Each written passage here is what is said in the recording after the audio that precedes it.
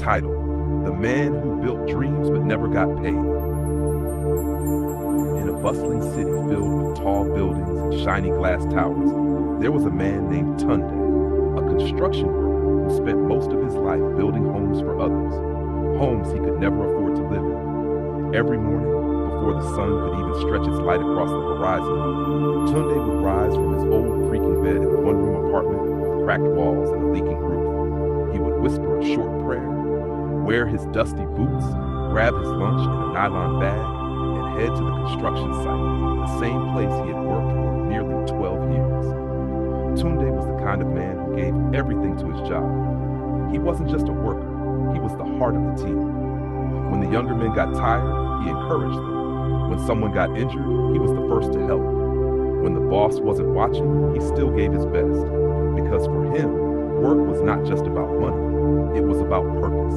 But life, as it often does, wasn't fair to him. Despite all his effort, the company he worked for barely paid him enough to survive. Promises of salary increases, promotions, or even small bonuses never came true. Month after month, Tunde watched as new engineers and supervisors joined the company, earning 5 times more than he did, while he continued to carry cement, mix concrete, and climb scaffolds under the hot sun. He was invisible to the bosses, to the system, and even sometimes to the world. There were days when Tunde would skip lunch just so his 2 children could have dinner. His wife, Ngozi, would wait every evening with a smile that hid her worries. She'd ask, "How was work today?"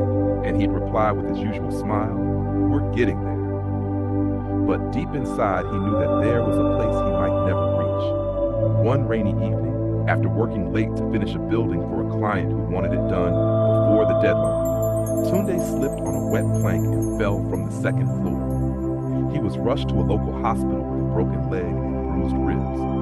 The company sent someone to check up on him, but not to pay the bills. They told him, "We're sorry, Tunde. You weren't covered by the insurance policy." He was heartbroken. Months passed. He healed, but the pain in his heart stayed. With his savings gone and debts piling up, Tunde returned to work, limping, weaker, but determined. The new project was a luxury hotel. As he laid the bricks, he whispered to himself, "Maybe one day someone will remember me for what I built." Years later, that hotel became one of the city's finest landmarks. The rich came and went, taking pictures in front of walls Tunde's hands had built, yet no one ever knew his name. One day after work, Tunde sat quietly by the roadside, watching people pass by. A young man approached him. It was one of the new engineers he had once trained. The young man smiled and said, "Sir, I want to thank you. Everything I know today, I learned from you." Tunde smiled, his tired eyes lighting up for a moment. That small gesture, those words, were the first time in years someone had truly seen him. He went home that night and told his wife, "Maybe I didn't build wealth, but I built people, and that's something money can't buy." A few years later, Tunde passed away quietly in his sleep. The construction company didn't send flowers or pay tribute. But at his funeral, dozens of workers, men and women he had trained, inspired, and helped, showed up in their dusty boots.